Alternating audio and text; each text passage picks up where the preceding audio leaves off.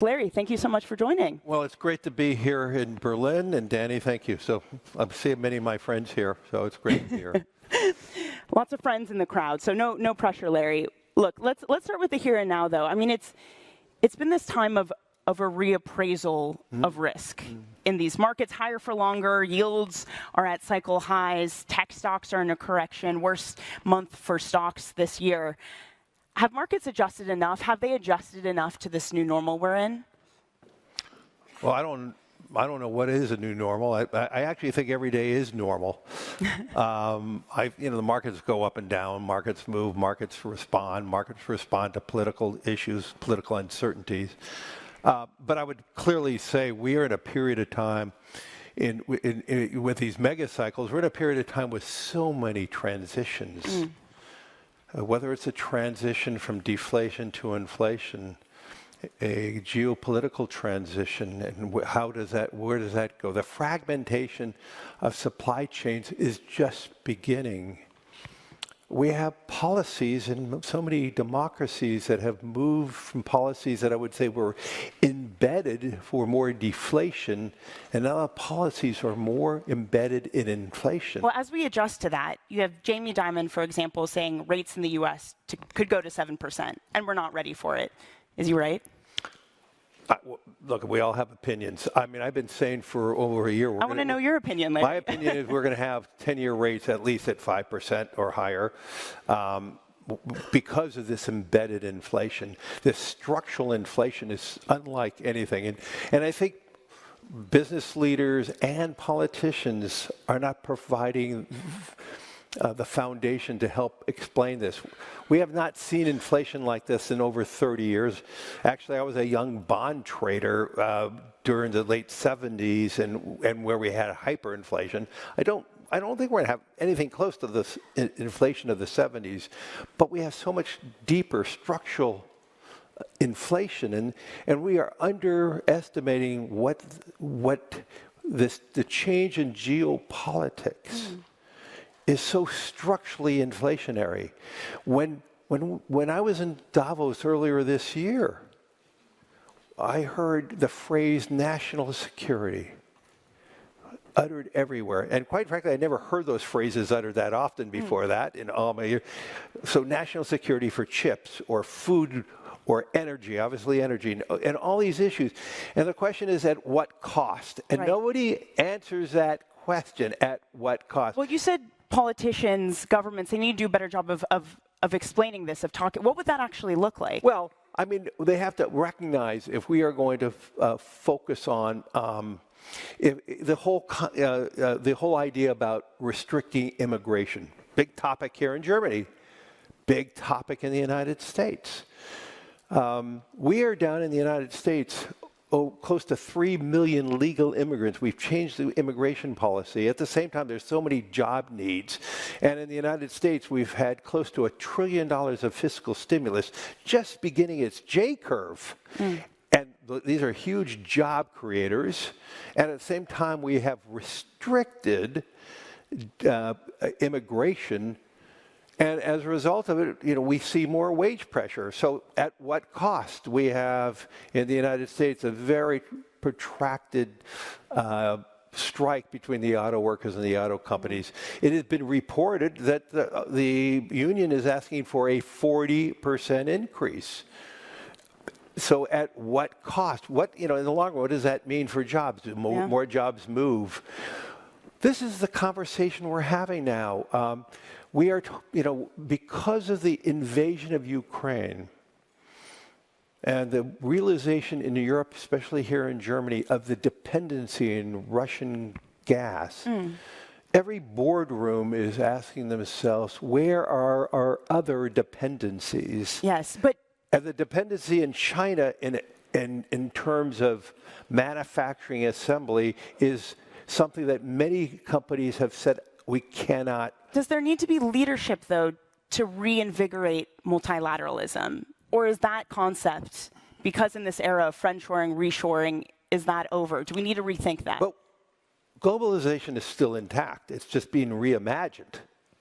So whether we have our supply chains out of China, now we're moving them to Vietnam, Philippines, Eastern Europe, Turkey, India. Mexico is one of the real destinations for North American demand. And so this is not global. By no means globalization is over. But as we reimagine these supply chains, there's a reason why so many supply chains were so embedded in China, because that for years and years and years was the cheapest, easiest place to do it.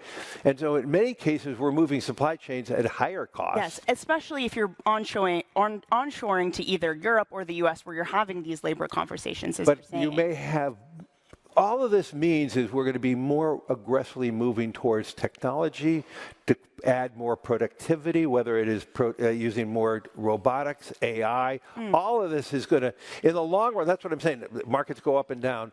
We have big changes. We have big changes in labor. We have higher wages.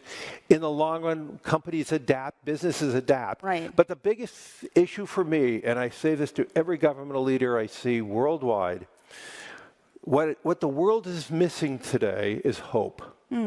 I see more fear than any time in my business career. What are you hopeful about, Larry? What is that hope? Look, I'm a long-term optimist, and we build BlackRock on optimism. We are the largest retirement manager in the world. Okay, why on earth anybody would ever put their savings into something that may have a 30-year outcome? My gosh, that is optimism. Okay, if you're not optimistic that 30 years hence is a better outcome, you're going to keep all your money in a bank. Right. But Danny, what's going on in China is a great example of fear. Before COVID, the Chinese, who are unbelievable savers, they saved 35% of disposable income. 35%. Think about that.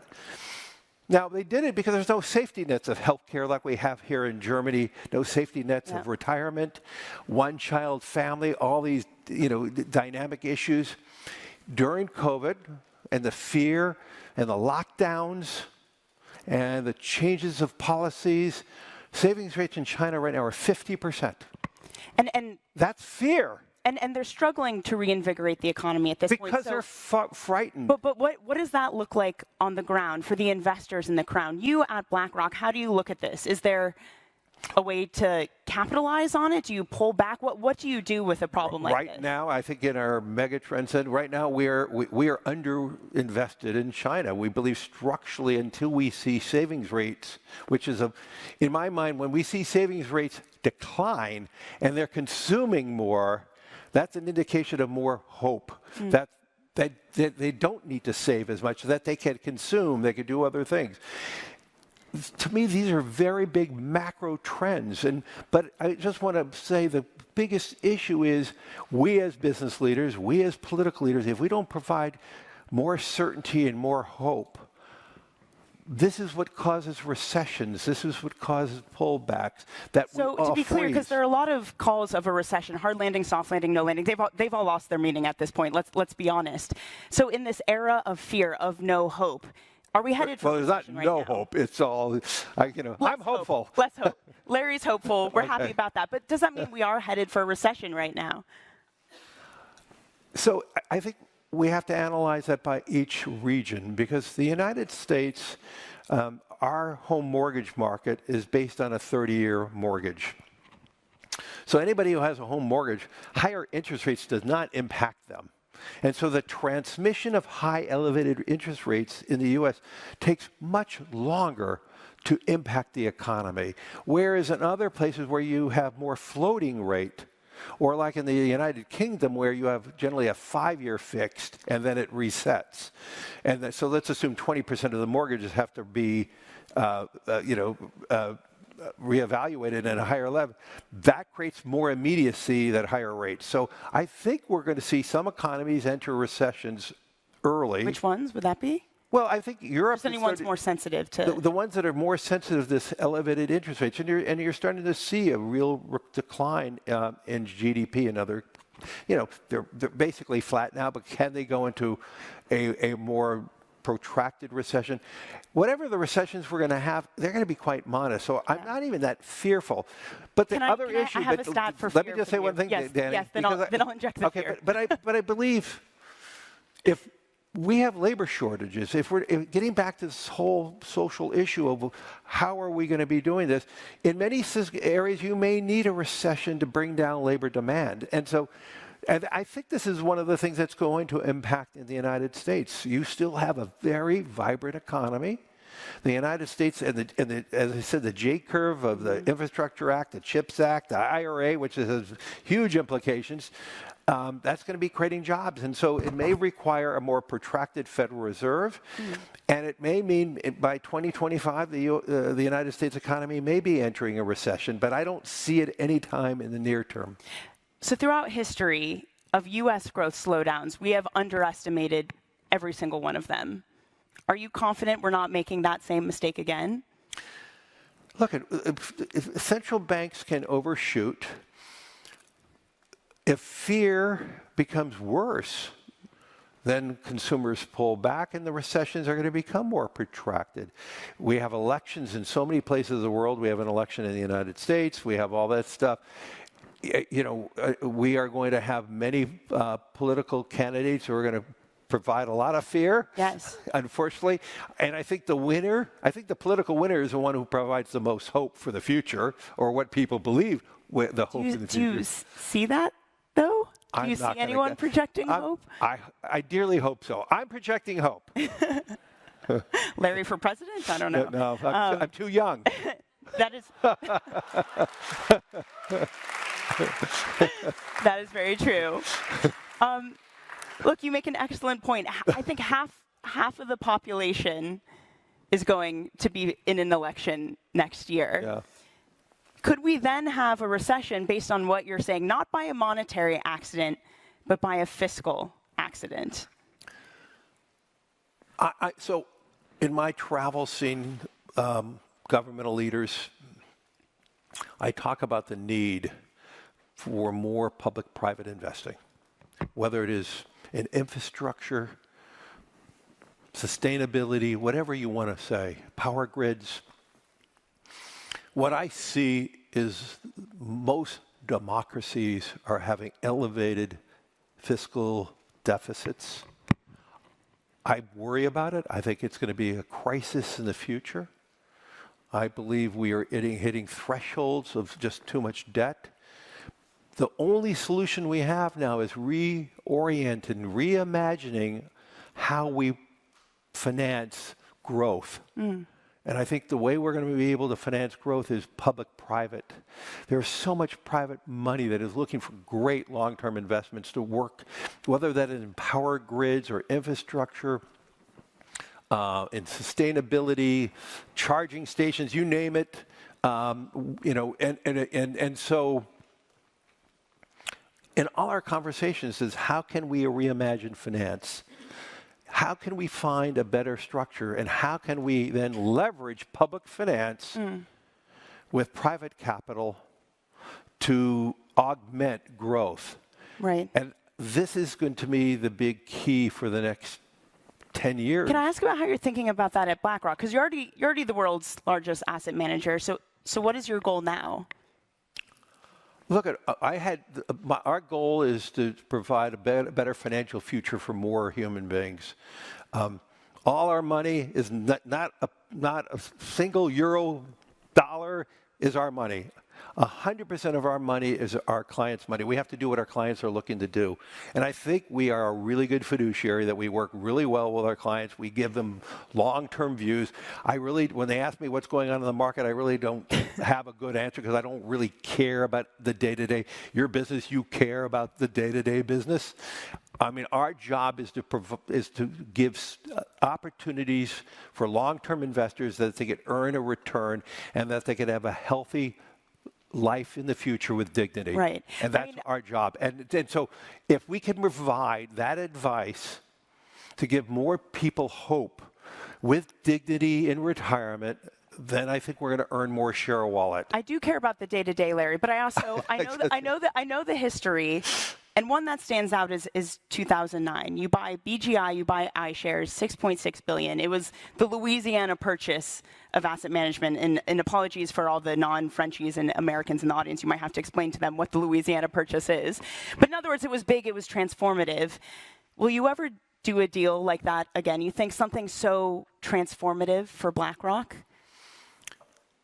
Well, I mean, when we did that deal, many reporters in the commentary said we're already too big, and we were 2.9 trillion then, and now we're 9.5 trillion.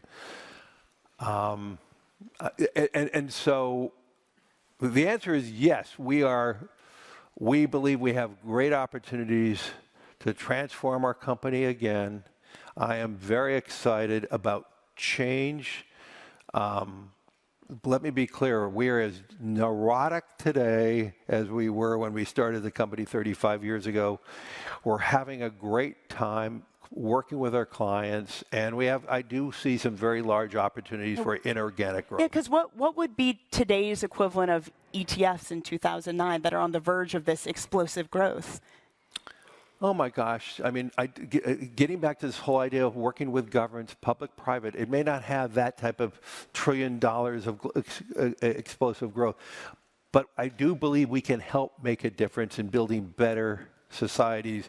We can prepare societies better, working with governments in terms of preparedness for elevated temperatures in the world. We believe we are going to have to move more rapidly towards decarbonization. We believe that hydrocarbons, by the way, are going to be with us for a long, long time, and that's why we're working with energy companies, not against energy companies. That is why we said do not ever divest of hydrocarbons, which the far left doesn't agree with me, but in many cases the far right disagrees with me, and so I guess we're doing something right when I'm getting attacked from both sides. But yes, that is the measure, I think. Attacks everywhere. Well, look, I mean, these are massive global threats, right? And they do require a level of trust. So how do you gain trust from the skeptics, especially with some of the political dialogue happening in America? By doing the right thing every day, by making sure that the skeptic truly understand what we're doing. In many cases, many people don't care what we're doing. They just are using us as a vehicle. But the most important thing, we provide choice for every client. We work with every client. It is not our money. And we work with them to try to have each and every client have options and choice. And it is their money, and they have to direct the money how it goes. But we just did a survey that was part of that article that 57% of our global investors are going to put more money into decarbonization technology. And let's be clear, we are not going to have a transition unless we can find technologies to bring down the competitive cost of renewables.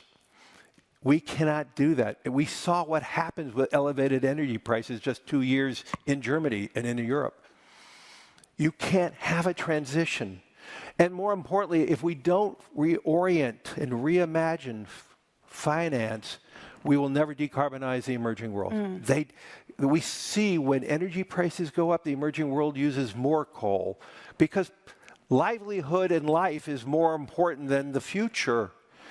And so we need to reimagine finance. And finance is going to have to find ways of bringing billions and billions and trillions to help them decarbonize. Right. We don't have the structure in the world today. We have a World Bank and IMF that was created after post-World War II. They're organized that when banking was a prominent lender, and they can't, because of the Basel capital standards, because of Dodd-Frank in the United States, banks can't lend. And more of that, the world is awash in debt.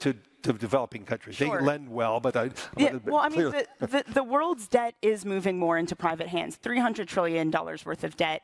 But when it moves into private capital, into an asset management, are there risks in that? Well, my gosh. I mean, when I'm asked that question by many central bankers, and when you raise capital standards for the banking system, and the banking system is very important because they're the only organizations that can provide leveraged capital. But because of leveraged capital, there are risks. When an asset manager provides a loan, we have one liability. We don't leverage. And so the transmission is far safer. But could there be risk? I'm not trying to suggest there not risk. One of the foundations of BlackRock when we began the organization, we had a strong belief that the capital markets were going to become the engine to finance the world. And if you look at the charts, the role of banking balance sheets, which is what society wanted, has been reduced, and the role of the capital markets have grown. That's a good outcome, because as society wanted to reduce societal's risk in a banking system, we needed another source of raising capital. Right. And this is a blessing. Now, is there new risks when you have these big pools of money in capital markets? Unquestionably. Should there be what are they, though? What are the risks? But, I mean, right now, in the world, we're moving more and more private credit from the banking system to the capital markets. The one beauty of banking, when they provided a loan to a medium and small business, they generally have a banking relationship. They generally have deposits. They're generally more patient. The question will be, when you're in an investment firm, are you going to provide that patience to that small and medium company that may be struggling? And there lies the tension. They're not going to be as patient. And that could create a real structural issue. And if there was a deep recession where many small and medium businesses are being threatened, we are going to see then a more immediate reaction. The transmission is going to be very quick, quicker than the banking system, because the banks have other businesses, and if somebody in the private market is just providing a loan and there's no other interconnection, then they're going to have to do the right thing on behalf of their owners of capital. As a fiduciary, they're going to have to call a loan, they're going to have to repossess property or whatever that may be. And so I'm not saying that's a risk at all. What I'm trying to say, we need to talk about what are the dynamics, what are the changes are when there is a real ecosystem change. And so right now, I don't see any risk. In fact, I think the Federal Reserve came out with a position paper saying there's actually less risk because there's less leverage in this system by doing that. But let's be clear, when we're in a recession, we need more leveraged capital from the banking system. And so what society needs is a very strong banking system alongside a very strong capital market. Right. I mean, a lot of these things are new, but I think we can also learn a lot from the past. I mean, we're an audience with a lot of young business school students and a lot of young investors who haven't seen 5.5% rates before. You've seen it, you've lived through it, you've traded through higher. 1986, a quite infamous story of yours of making a wrong way bet on interest rates that lost First Boston $100 million. With that experience in hand, what is your advice to someone managing risk right now to avoid the mistakes of the past? Well, that was probably my biggest learning experience in my life. So let's start there. And I promised myself when we lost money and we did not understand the risks we were taking, and that was the foundation of Aladdin, which is the largest risk system in the world. And so you can't avoid risk. In fact, those who avoid risk make no returns. Okay, but you have to be aware of the risk. You have to study risk. You have to be self-aware of the risk you're taking. So I would just say it's just as bad. And actually, in the year before we lost that money, we were the #1 profit center for a couple of years before. We might have been foolish, but everybody loved it when you made a lot of money because we did not understand why we were making so much money. Okay, everybody understand when you lost money. Right. So the biggest lesson I ever had in my life was, I want to know every moment, every day, as much as possible, the intended risks we're taking. And so the foundation, when we started BlackRock 35 years, and 25% of our people were technology people, which was kind of unheard of in the financial services area. And now we have built the largest, most comprehensive risk system that is utilized by governments, by central banks, by insurance companies, by wealth managers, and by pension funds around the world. When you look at the landscape now of global Wall Street, and I know you have an excellent view of that, do you see people taking undue risk, not applying that lens that you're talking about that concerns you? Every moment there's some people taking undue risks. Some of them are wildly successful. Okay, there's asymmetric risk everywhere. And the people who are wildly successful, let's be clear, it was probably an asymmetric bet, and they won. The problem is, when you take an asymmetric bet, a lot of people are going to lose. And so let's be clear. The beauty of markets, there are going to be winners and losers. Unless you're in index funds and you're doing a long thing and you're keeping it for the long term, that is not a bad thing. The question is a risk that is occurring within markets, within any individual, does that create a systemic risk? It's not about risk. It's about, does it impinge on the economy? Does it impinge on society? But we should not be running away from risk. If we ran away from risk, when I'm here in Berlin, I see cranes. Okay, that developer's making whatever, it's a 5-year risk of planning. Maybe it's a 7-year risk of planning, building. Is there going to be tenants in that building? That's a risk. Yeah. Today, unfortunately, because permitting, when you want to build a power grid, when you want to build a pipeline, as you prepare for hydrogen or whatever the use may be in a pipeline. What is that, a 15-year plan because of permitting and getting this done? That's the problem, why we're not moving fast enough. If we could shorten... Is that just a regulation issue? There's too much regulation in general? Is that what you're saying? Regulation is fine if can it be more immediate? No one is questioning the review process, but why can't we, with new technology, with AI, why can't we get the review process in weeks instead of 7 years? Why can't we move the, society forward? Okay, that's what we need. And by the way, if we could move the review process down from years to weeks, I promise you, hope will be flourishing because we're going to be able to do things faster to move society forward. That sounds great, but we're 44 hours away right now from a U.S. government shutdown. They've been unable to come together on that. They're... Yes. What do you want me to say? I just don't know how you... I'm not in favor of a shutdown. Okay, they're not listening to me. But no, I think that is... I think a shutdown for a country that has $33 trillion of debt, that is not a good outcome. When you have that type of debt, what are we telling the lenders? 40% of the U.S. Treasury market are owned by non-U.S. entities, whether it's individuals in a bond fund, corporations, pension funds, sovereign wealth funds, central banks.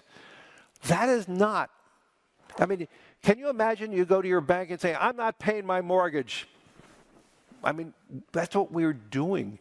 And it's not about it's not about the new debt. It's about what Congress has already approved.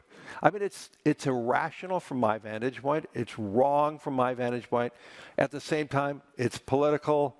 And as we know, in politics today, that creates the fear, and it's scary. We've seen rating agencies react. Moody's put out a note basically saying a U.S. government shutdown would be bad for American credit. Are we still in a place where a default is likely? I know the shutdown is separate from that, but if that's the track we're headed on, is a default still possible for the American economy? Well, let's hope not.